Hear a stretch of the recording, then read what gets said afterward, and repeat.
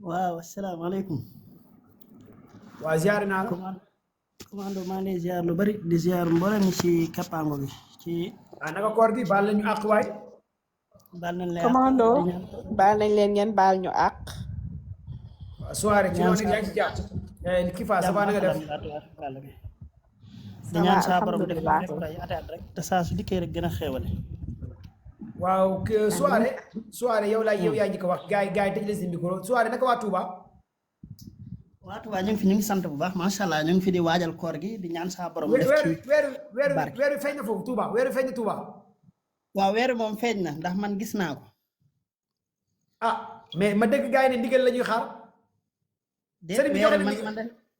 man suba damay woor weer feeñ na loolu. xanaa doo ñëpp murit doo xaar ndigal est-ce que sëñ bi joxe na ndigal. xam nga bu fekkee dañuy dellu ci taarix wala ci non waxuma la téere taarix de ma ne yéen non déglu ma soirée déglu ma non du question taarix dama ne Touba est-ce que sëñ bi joxe na ndigal pour suba. laaju ko sëñ bi joxe na ndigal waaye laaju ko. ah déet murit kat ndigal la weer wi kañ feeñ taxut a nga gis da ngay bàyyi ba sëñ bi joxe ndigal boo wooree suba te sëñ bi joxewul ndigal erreur la de ah mais sëñ bi yow Touba nga nekk de. non non weer wi bu feeñee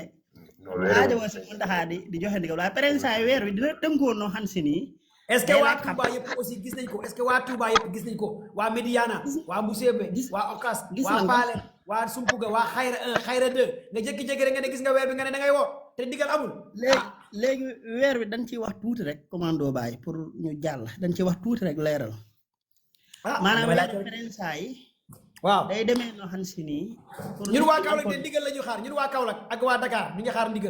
ndigal la ñuy xaar ndigal sëñ bi. ñu ne Touba jot na ndigal li mooy man de weer wi dégg feeñ na ñëpp gis nañ ko ñu ko bëgg a gis léegi li des mooy woor waaye paren saa yi liy laaj sëñ bi joxe ndigal dañ ciy wax loolu li koy waral faaw dañ koy wax nit ñi xam ko mooy paren saa yi weer day toll foo xam si nii weer day war a feeñ te ñëpp dañuy xam ni kon masalan tey la àllarba ñun ñëpp xam na tey la àllarba ñu ne àllarba ji tey de weer yi mënta feeñ bu fekkee da ngaa tënku ci suumoo li ruxyat yi waaftaru ruxyat yi nga tënku ci nga xam ne gisul bët la yonent bi digle weer yi duñ ko mën a gis waaye nag bu fekkee da ngaa sukkandiku ci ay télescope yu mag yi boobaa yooyu moom mën ngaa gis weer yi loolu kenn du ci sukkandiku waaye ñu ne nag li tax weer wi du mën a feeñ tey te weer wi dafa tënku weeru wolof maanaam bu waree feeñ na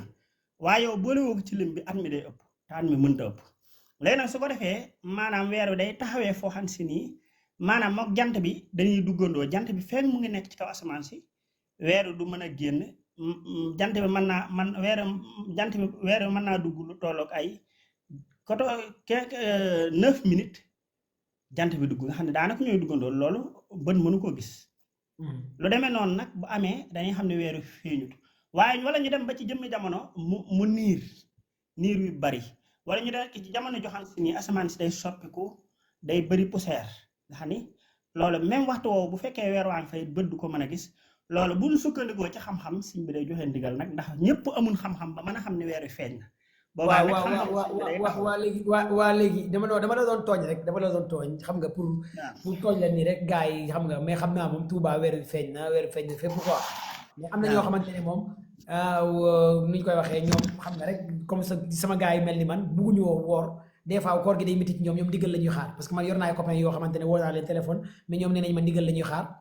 xam nga ñoom bi léegi nii wooruñ ñoom ndigal la ñuy xaar ci sëñ bi ay sëñ bi joxe ndigal te parce que bugguñoo xool télé sax ak rajo ku bugg da xool télé ku bugg da xool rajo nu ngay gisee ndigal te ñoom bi léegi xam naa ne ñoo nar ta woor ñoo léegi yow lay wax ci guerre bi léegi commando baay guerre bi moom daa doon mbir moo xam ne yàgg nañ koo suivre di yàgg xam ne muy demee mu doon mbir moo xam ne dañoo soxal ndax mbir mu ci nekk nit ki day xam la ko wund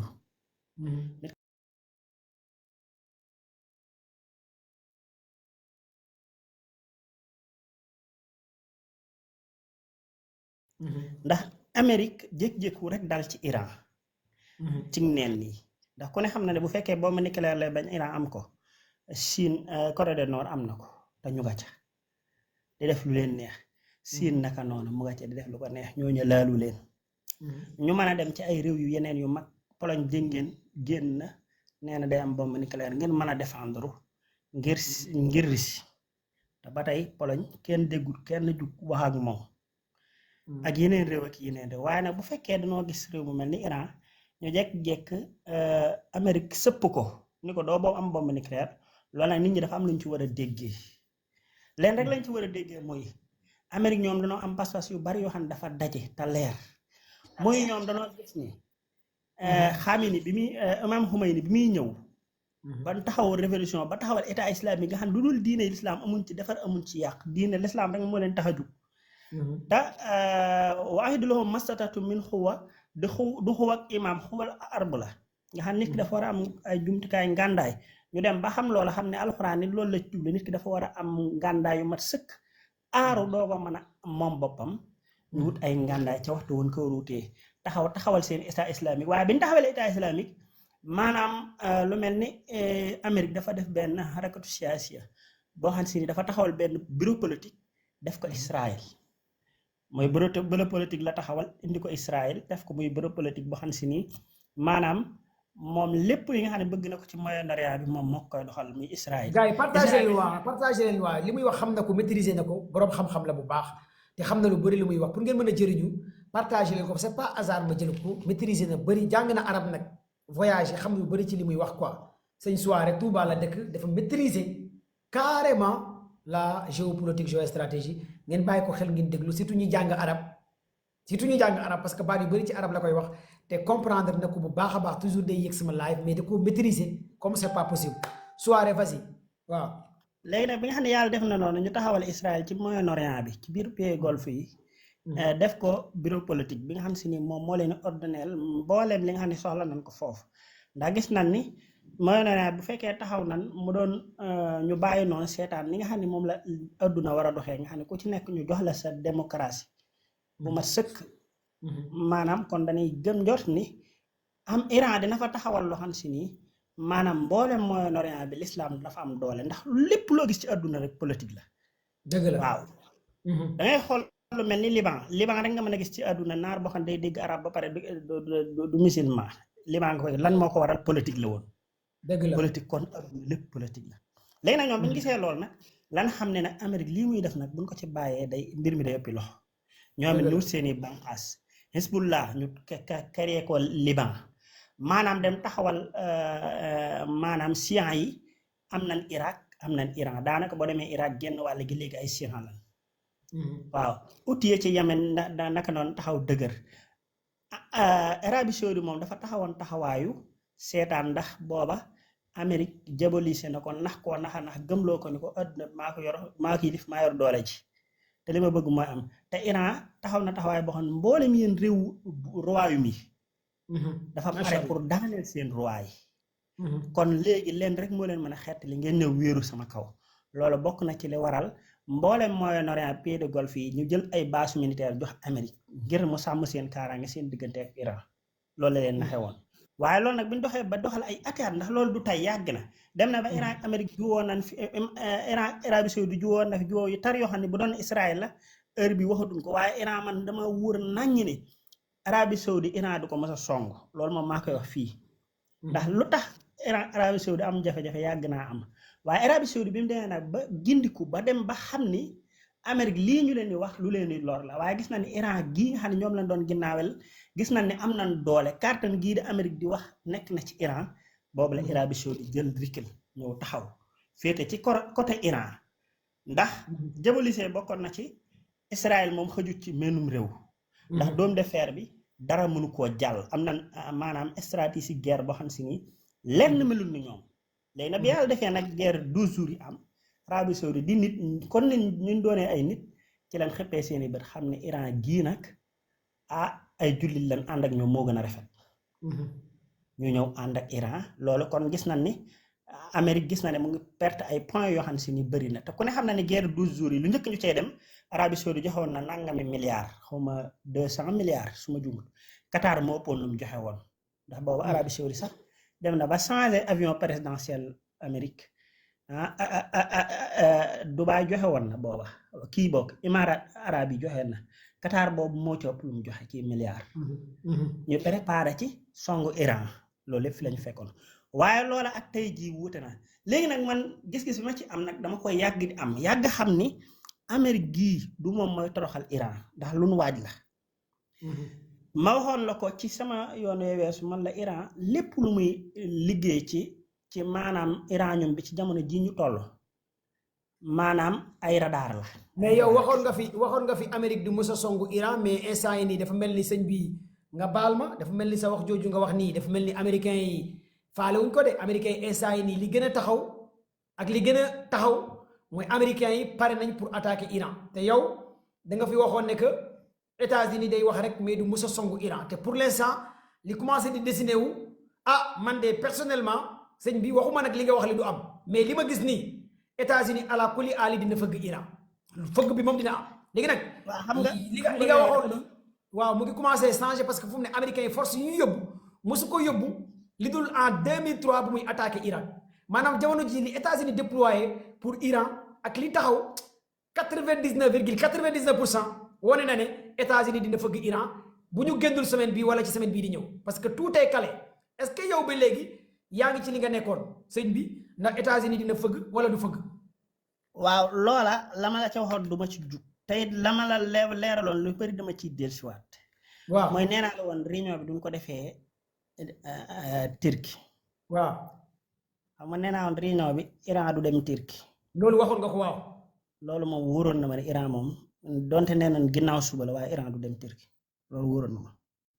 tey fi ma gëmoon ni fa lañ koy defee muy Oman fa lañ ko mujj defee. beneen it li nga xam ne moom laa natt ci xam-xam xam ko. waaw mooy Amérique du song Iran. lenn nag mën naa am Amérique mën naa nekk ci ginnaaw Israël song Iran ndax Israël base politique léegi la.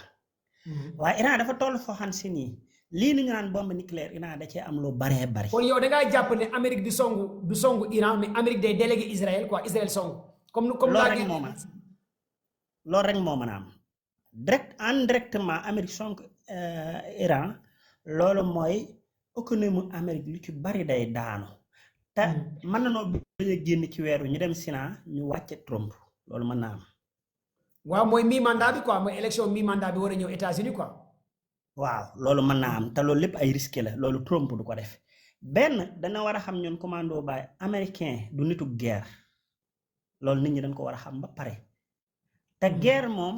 fu bomb dul dal xamuñ ko te benn Iran it ku ne xam na ni am na bomb yoo xam ne mën naa dem ba Washington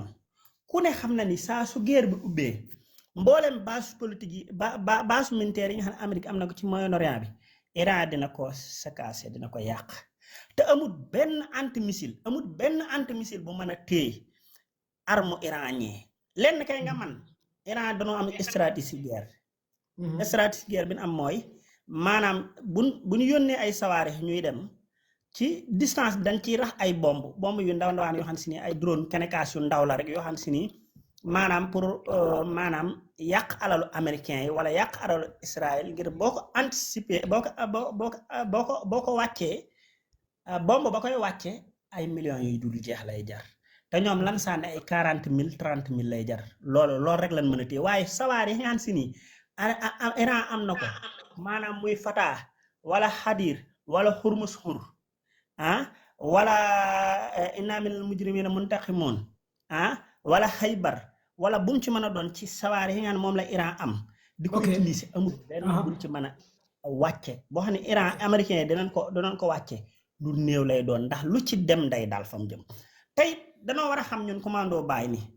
Iran dafa am ay sawaar yoo xam ne mën naa dal Washington bu ko Iran yebaloon Washington léegi 10 minutes du ko def day àgg. waaw pour gars yi comprendre sawaar yi muy wax loolu mooy ay missile balistique intercontinental lay wax pour gars yi nga xamante ne dégguñ langue bu muy wax quoi. waaw missile balistique yi nga xam ne moom la Iran yor. maanaam bu ko sànnee mën naa dem Amérique te du def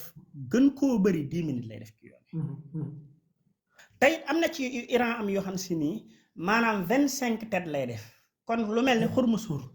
Xurmusur am na 1 2 am na 3 am na 4. booy xool bi nga xam ne moom la isin ci contre ñoom ak Israël daanaka bi ñu isin 2 bi la nga xam ne am na. mooy la guerre des 12 jours quoi la guerre des 12 jours. la guerre des 12 jours. arme bi nga xam ne moo daloon ci hôpital bi xam nga am na hôpital boo xam ne dañ koo def ci kaw camp. waaw. loolu bi koy Iran di trouver bombe yam utilisé woon moo doon Hormuz nga xam ne bombe bu déclenché dañ koy guider bombe bi maanaam yow yaay xool fi nga bëgg mu dem fa rek li fekk takkut moom yow yaa koy contrôler. ok léegi nag bu yàlla defee mu dikk ba fa ñu war a dal day def 25 tet 25 tet bu ci nekk rek la nga mën a sànq kenn xamul nu mu toll. macha allah. waaw léegi loolu booba Iran am na ci 1 am na ci 2 am na ci 3 am na ci 5 te maanaam ya Iran utilisé woon yooyu taxul yu ndaw yi la woon. léegi soirée dinaa ñëwaat ci yow parce que comme que gars yi bëri dañoo bëgg a participer ci live bi da ngay teg foofu sa baaram nga tëj sa micro après maa ngi ñëwaat léegi ci yow parce que daa am ñaari nit ñoo xamante ne man maa leen invité mooy kenn ki mooy Koli Tengala ak Balake te Koli Tengala moom fu mu nekk dafa guddi te ñemewul jabar ji parce que mu ngi foofu ca Europe kii te jabar ji laa woo téléphone ne ko bàyyil tuuti mu ñëw ci live bi du fi yàgg Balake aussi ca Amérique la nekk moom aussi benn jabar la am ñoom ñaar Balake aussi ñemewul jabar ji jabaram laa woo Balake aussi ñëw na yéen ñi ñeme seen jabar yi ngeen nekk fii yéen après mën ngeen continuer ak man live bi parce que ñi ñoom ñaar ñëpp seen soxna yi laa woo pour ñoom ñu mën a live ñoom ay foq benn lañu am léegi Koli Tengala yow mi nga xamante ne foq benn nga am après ma teel la mën a libéré tijji sa micro Koli Tengala maa ngi lay baal àq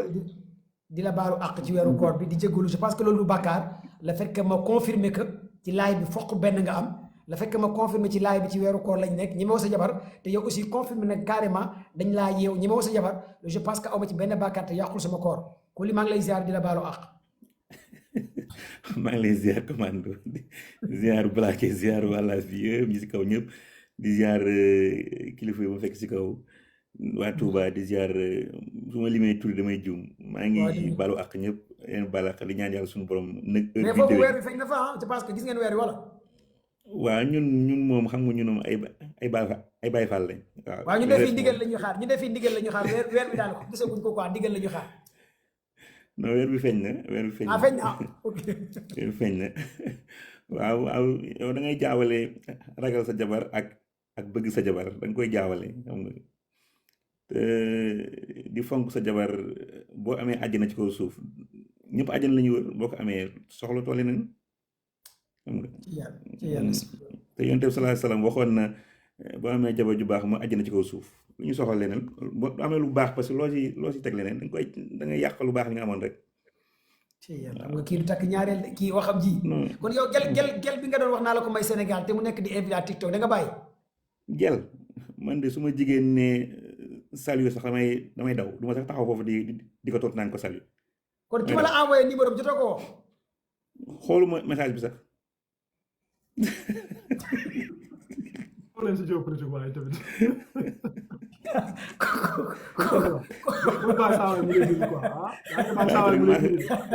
maa gën a dee foofu bàyyi ko rek mais Balake mu ngi daw de mais Balake lan lay daw waa Koli ñëw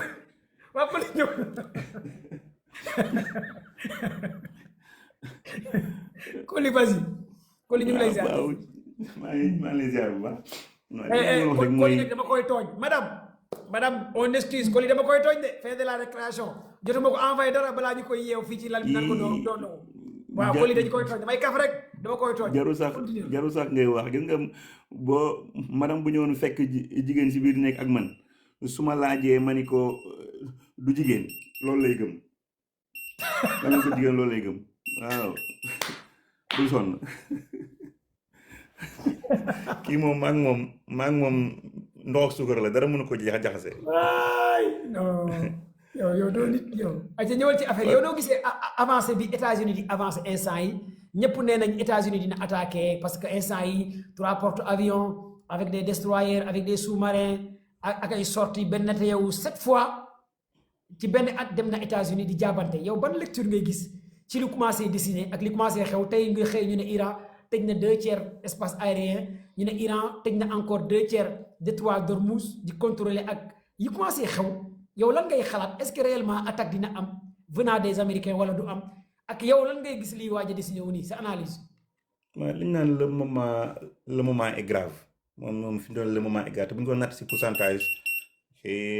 xoolal maa ngi jéggul commando xoolal joxal Balake ma am benn émergence maa ngi ñëwaat dans quelques minutes dégg nga. ok Balake ñëwal après Kolite nga la mu ngi ñëwaat Balake li xew comme que yéen sama bi après nag yéen gars yi nekk ci live bi naa leen jël ay live force ay Kifa ay Gilbert ay Kifa moom xam nga moom affaire cas la quoi ak ay Sénégal xam nga yow ma Kifa bokkoo ci géopolitique yow ma ay cas ay Sénégal Sonko ngay topp léegi kii ni koy waxee Balake yow loo gisee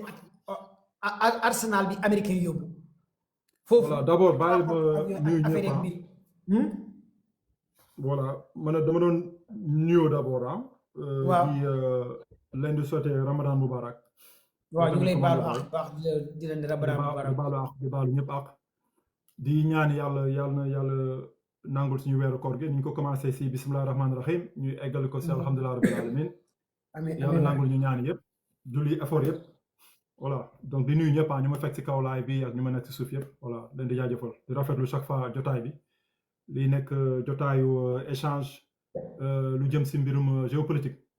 voilà waaw di la ñaanal yàlla aussi li nga xamante ne aussi parfois bëggoo ñu koy wax mais gestes yi ngay def chaque année. ci koor yi ci hôpitaux yi aussi ñu ngi koy ñaanal yàlla bëggul ñu koy wax. mais loolu aussi c'est à féliciter à encourager. parce que keneen ak keneen war na ko mën a def. bien vrai que bëggoo ñu koy wax mais chaque année Balake mi day jàppale hôpitaux day jàppale day def ay actes yu nice ci durant le mois de Ramadan loolu aussi yàlla la ci yàlla fay yàlla sutura la jàppale la dooleel la parce que lu baax des fois lu wax ko am na solo bien vrai que bokkoo ci patriote yoo xamante ne da ngay nekk fii di wax ki nii kese mais da ngay jàppale ay nit au Sénégal di jàppale ay malade di jàppale ay nangam parce que yaa ngi koy def ci weeru koor bi kon yàlla na la ci yàlla taxaw jàppale la ngir loolu yëkkati la.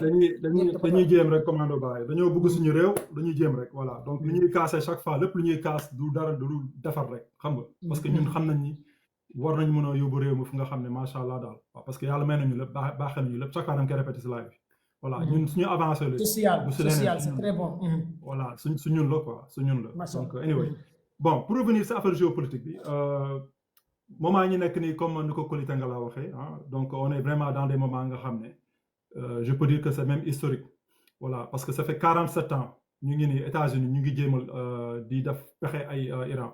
depuis Iran bu ñu jëlee chaque fois dama koy rappeler fii 1979 bu ñu defee seen révolution ba léegi ayatollah bu mu yéegee ba dàq le Shah avant ça Iran genre monarchie la woon mooy la famille de Shah avant loolu sax ci la woon sax lu mu tuddati c'était un état laïque voilà donc 1953 la gars yi defoon benn coup d'état à Mossadegh moo nekkoon premier ministre moom mu ñëwee nationaliser affaire yi bon chaque fois damay joxe tout contexte histoire quoi c'est important quoi parce que xam nga rek comme ça day gën a jox nit ñi une compréhension bu xóot daal si mbir bi voilà donc Mossadegh bu mu jëlee dafa ñëw nationaliser pétrole nationaliser lépp après CIA ak waa MI6 xam nga ñoo mujjee def coup d'état ñu teg fa benn genre ci royal famille royale ñu teg fa le Shah donc le Shah su ma juumalee nakk na fa pendant 26 ans si la que ayatollah def révolution islamique bu ñëpp xam en 1979 bu yéeme nga xam ne ay millions iraniens ñoo génn voilà depuis lors nag jusqu'à présent américains ñu ngi jéem façon bu ne ñu ngi koy jéem voilà. bon sànq suñu dernier live bi laajoon nga ma ndax est-ce que guerre na man na la commando baay lii di États-Unis ak Israël tant que amuñu lu ñu bëgg du ñu bàyyi du affaire bombe nucléaire du affaire centrale nucléaire affaire bi du ay affaire bombe la non ñoom lu ñu bëgg chaque fois yàgg naa ko fii maanaam ñoom dañoo bëgg nooyal Moyen-Orient bi yëpp Israël nekk fa maanaam dëkk bu nga xam ne moom mooy buur dëkk yi ko wër yëpp nekk ay jaam ba pare nekk ay état yi nga xam ne amuñu doole dañuy néew doole voilà léegi nag suñu jëlee ay espèce ay Qatar soo mu ne ay Émirats unis yooyu yëpp naam économiquement pour man am nañ doole nii économiquement parce que ñoom ñoo leen bàyyi xam nga genre pour man sax genre appât la maanaam pour nax arab yi ne leen xooleen soo leen nekkee nekk bu rafet ak ñun mun ngeen mel ni Qatar mun ngeen mel ni yooyu alors que soo xoolee ñooñu amuñu armée amuñu population bu ko mat donc ils sont c'est un état faible ñooñu Israël mu sëqati sax dañuy daanu voilà parce que ñoom Israël moo yor seen sécurité bref léegi nag si Iran àlli kuli àlli ñaanu ma ko yàlla nag du suma coobere bopp du maanaam nu ma la yéene mais man nu ma xamee américain yi il faut soit ñu def ko wala duñu noppale daal parce que ñoom instant dañoo càng dañoo can soo xoolee dem nañ Venezuela xam nga fexe nañ ba léegi ba parce que ñoom ñoo yore contrôle pétrole Venezuela ñu ngi def instant ni embargo Cuba. donc moment ñu nekk nii ñoom dañoo sentir ni ñu ngi daanu te daanu boobu nag ñoom pour ñoom dañoo ne bëreet mënuñu continuer di yaafus parce que ñu ngi doon yaafus alors que nekk ñu di yaafus de dañoo ñoom seen bonne lañ nekkal chaque année États-Unis mu ngi guerre États-Unis amul année bu nga xam ne toog nañ te guerre léegi moment yi may wax ni 1/3 de la flotte américaine seen marines 1/3 mu ngi incendie ci Moyen-Orient bi ça c'est une puissance de feu bu yéeme lu ñu si jublu nag mun na nekk changement de régime teg pression parce que soo xoolee balaa ñu jóg ci Maduro en Venezuela dañ ko njëkk def pression lu yàgg léegi nag si biir pression yooyu nag dañuy lambat di seet est-ce que mun nañu am benn généraux est-ce que mun nañu am kenn si biir nga xam ne mun na trahir parce que ñoom suñu sañoon dañuy def ay exploits yi nga xam ne après dañ koy def comme genre de film Hollywood ñoom duñ si ñàkk benn bakkan duñ si ñàkk ay dommages matériels mais Iran nag c'est un différent cas parce que Iran d'abord ce sont pas des arabes c'est des perses 2 ce sont pas des sunnites c'est des chiites te chiites ñoom soo leen xoolee si seen gëm-gëm ak seen diine dañoo gën a tànk que sunni ok ñoom c'est pas duñoo gëm tu vois léegi nag avec tous ces navires là toute cette flotte là ñun léegi lu ñu nekk di analyser moment yi nii mooy que États-Unis lu mu doon yaakaar def maanaam mooy dóor xam rek yaakamti bërëx Iran doo mënatu ko def léegi ñoom instant yi lu ñuy nekk di calculer mooy est-ce que du ñu def ay guerre nga xam ne ce sera de longue durée donte nag day metti si ñoom de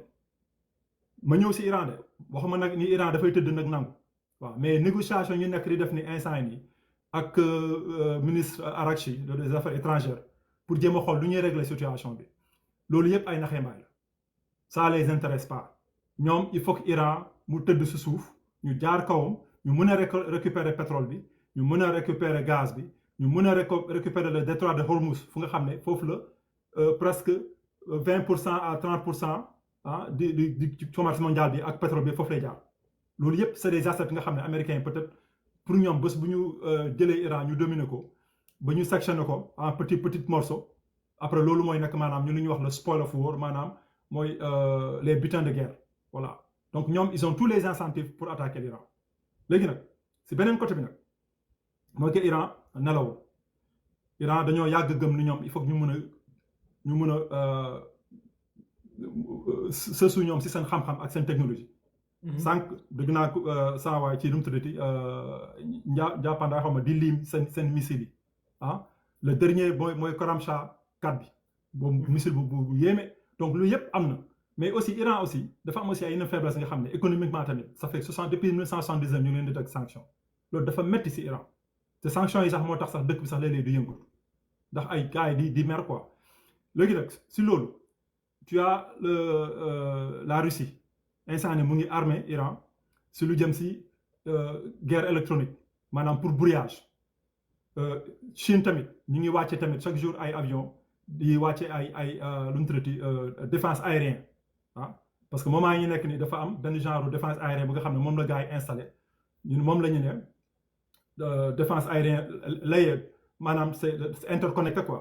voilà donc bii dafay am nga xam ne bii longue portée lay gis bii dafay am nga xam ne bii mid range lay gis. bi nga xam ne comme lumière quoi en fait comme lumière quoi. voilà c'est interconnecté parce que différents genres xam nga aérodéfense dafa am différents genres am na yi nga xam ne longue portée kese la am na yi nga xam ne ñoom area bu nga xam ne bu gàtt lay gis am na yi nga xam ne distance bu kawe bii distance bu gën a suufee donc yooyu dañuy interconnecté nga xam ne dara mu tàkk dara suñu sànni missile daañu ko mën a track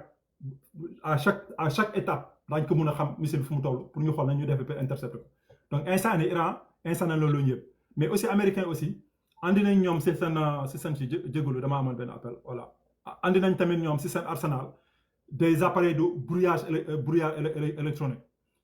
man nag lu ma yaakaar mooy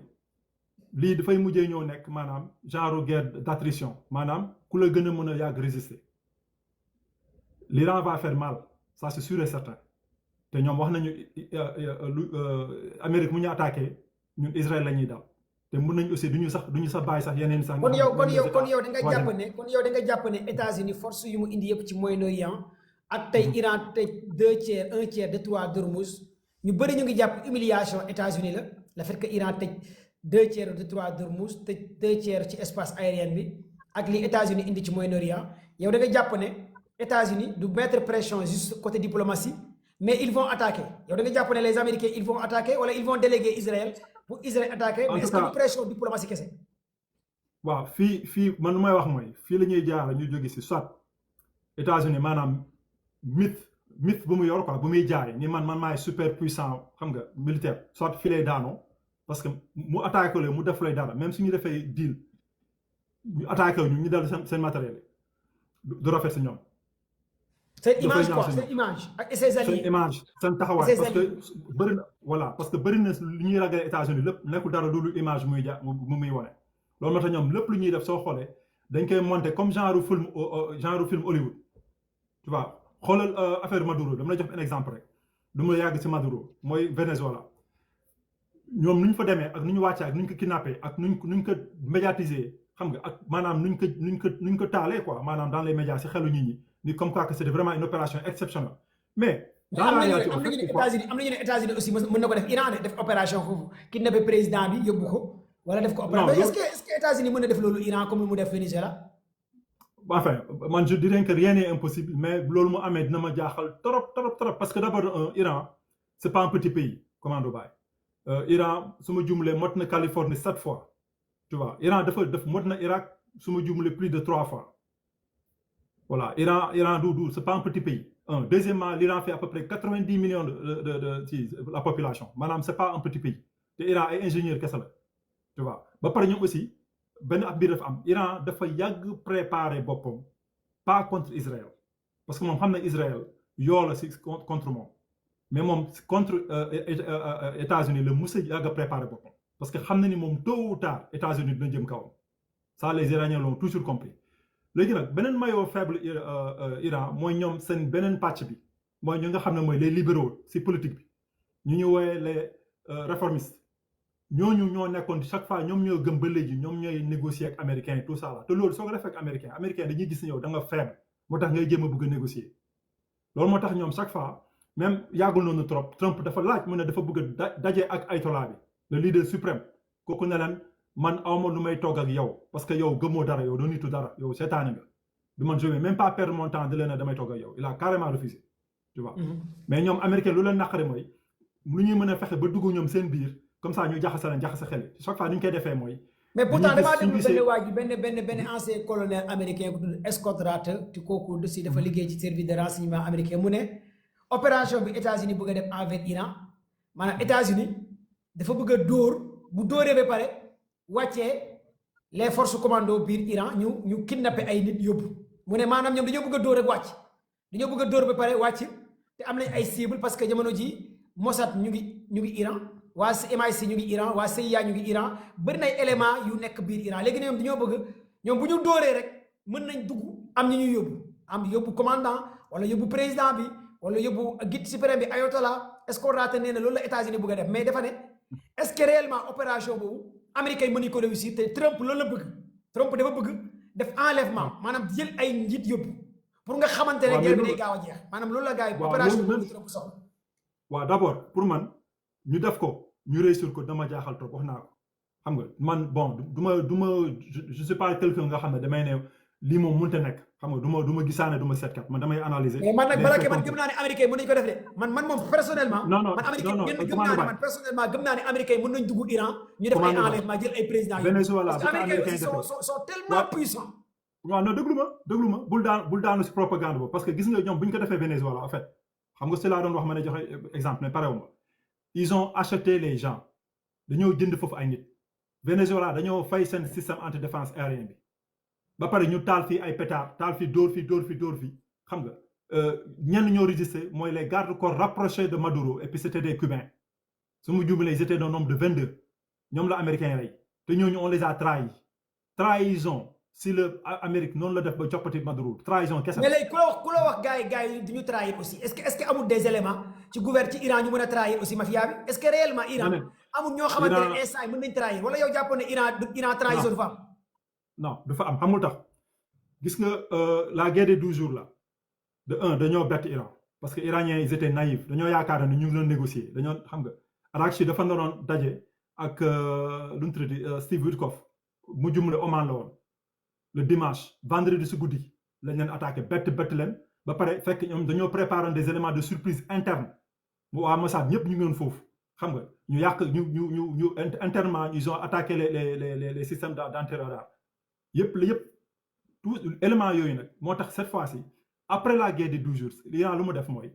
moom comme que dafa xam ne les libéraux là mu leen bàyyee comme ñoom ñoo nekk au pouvoir parce que bul fàtte le président lu mu tëddee Pechanian moom moo nekk au pouvoir moom c'est un libéraux gaan ba léegi lu mu tëddee Raisi l'ancien président ñu ne dafa dee si hélicoptère accident hélicoptère man dama gëm ne dañ ko rey gars yi dañ ko préparé dañ ko rey pour ñu mën a kii politiquement kii mën a yéeg comprendre léegi nag après ça les Iraniens ont créé benn lu ñuy wax benn conseil de sécurité anglais laa ko xamee quoi voilà mais National Security Council voilà loolu benn genre organisation bu nga xam ne c'est pour foqati maanaam décision yi nga xam ne moo nekk lu jëm mbirum sécurité si gouvernement bi actuel parce que soo xoolee ñu bëri lu ñu comprendre lu Iran mooy Iran maanaam c'est très structuré très organisé te dinaa ñëwaat encore tuuti si kanam si organisation moom ma jox la rek un autre exemple pourquoi su ma la nee même fekk ne dañoo kidnappé ay nit sax du dem fenn parce que pourquoi parce que soo xoolee même dans la guerre des 12 jours ils avaient éliminé presque tous les généraux par surprise n'est-ce pas fu mu mujjee en moins de 24 heures en moins de 48 heures tous ces gens-là ont été remplacés même ayatollah bi ngay gis ni dara mu ko xewoon tey suba am na keneen ku koy remplacer gars yi lépp lañ teg lépp lañ teg donc moo tax ma ne la opération bu ñu defoon Venezuela loolu réussite boobu nekkul dara du dul corruption kese la waaw américain tàmm nañ ñoom suñuy xeex balaa ñuy xeex ñoom lépp lu ñuy def mooy dañuy lambatu bépp côté la ñuy lambat ay maletu xaalis la ñuy yóbbu ba pare dañuy wax assurance ni dañuy utal villa Miami xam nga jox la këyit jox la say famille këyit loolu yëpp dañ cay boole si deal bi yow soo nooyee bopp rek ñu yóbbaale kon yow si je comprends ñaari mbir am selon yow lépp lu mënti xew États-Unis dina attaqué parce que États-Unis bu attaqué wul dañoo rëy humiliation lay doon envers leur allié maanaam ñoom bu ñu attaqué wul quoi bu ñu songul gàcce la ñuy am quoi voilà xam nga waxoon naa la fi il y a 3 semaines je sais pas 2 semaines de cela man na la lii Trump dugal na boppam fu nga xam ne wóor na mu tëddee du nelaw te pression buñ ko teg te man xam naa pression buñ ko tegee parce que gis nga nee naa leen États-Unis Israël moom États-Unis c'est pas le sens contraire. waaw parce que lu ma jaaxal c'est la première fois la benn te yow dem 7 fois États-Unis ci benn at dem na fa 7 fois benn te yow. ma ne 7 fois dem na fa ñoom ñooy boss bi économie américaine ñoo ko tey nii te loolu du ma si yaatal dama lay jox benn exemple donc banque centrale États-Unis Federal Reserve Bank c'est une banque privée la te ñu ko moom ñun xam nañ ñu ko moom côté bële lañ bokk donc nii la ñu téye économie États-Unis. sioniste la quoi sioniste la quoi les sionistes mu tëb dafay tëb suñ ko nee mu toog même Netanyahu mu ñëwee fii sax Trump moo koy xëccal chaise mu toog mu defal ko ba mu jekk photo yaa ngi fii vidéo yaa ngi fii donc affaire bi mbir bi leer na donc pression boobu la Netanyahu nekk di ko teg et pourquoi ça parce que ñoom instant ne dañoo sentir ni Iran maanaam palanteer bi rek lañ am mu rombee lii rek quelques années rek dootuñu mënati def dara Iran parce que Iran mu ngi gën a intégré wu ak Chine ak Russie même économiquement parlant loolu la ñuy jéem a bloqué instant yi te comme que sentir nañu Iran dafa xaw a am tuuti instabilité si biir maanaam mooy protestes yu amoon il y a un mois de cela loolu nga xam ne ñoom seen bopp américains yi sax ñoo ko déclenché parce que dañoo saboté. abonné leen tey aimé di partager di participer di envoyer ay cœur